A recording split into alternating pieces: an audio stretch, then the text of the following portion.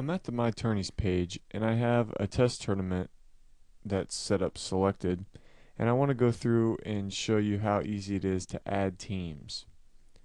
I can click configure by the My Teams line, or I can go up to the My Teams tab and select it up there. They both take me to the same place. I select an age group from the drop down box. If I just have one age group set up for this tournament, all of the ones that you have selected will be shown there, and I can see the list of teams that I already have entered. If I want to add a new team, I just click add new team. I can enter the team name and click save. That team is now entered down here. I can view players, coaches, any schedule exceptions that I have for that team, and I can easily edit the team name. If I want to change it to team name 2, change it, click save, and it's automatically updated. This is a good way to, or a good place to enter teams that you don't have filled for slots yet.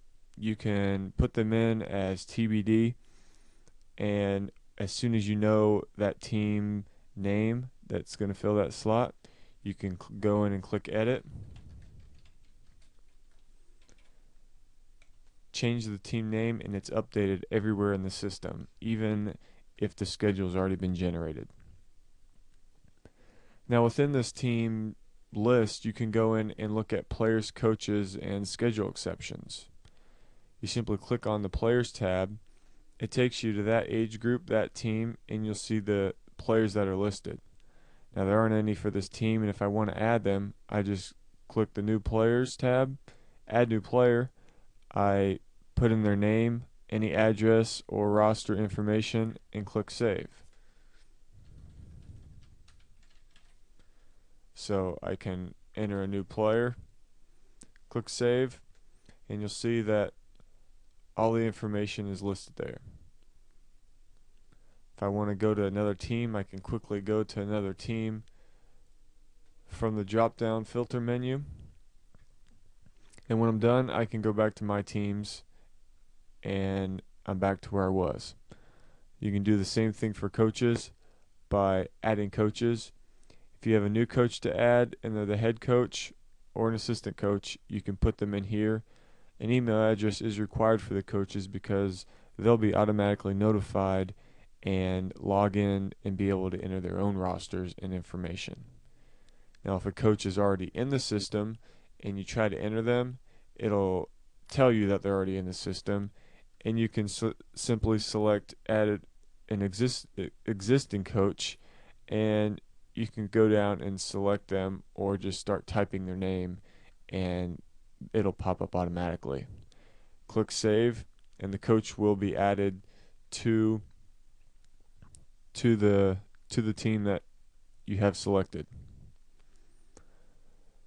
The last option within the teams is selecting any schedule exceptions. Now these are times when the teams are not able to play and you don't want them to be scheduled for a specific date or time.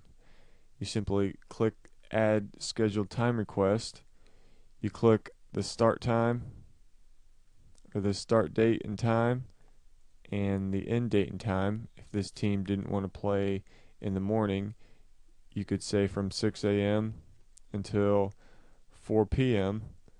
This team doesn't want to play. It won't schedule a game between this time. You can always go back in and edit or change this information for any of the teams that you have in the system. If I go back to the home page, you see that that one schedule exception that we entered is shown here, and if you want to go in and look at how to manage more of those, you can see this specific video on schedule exceptions.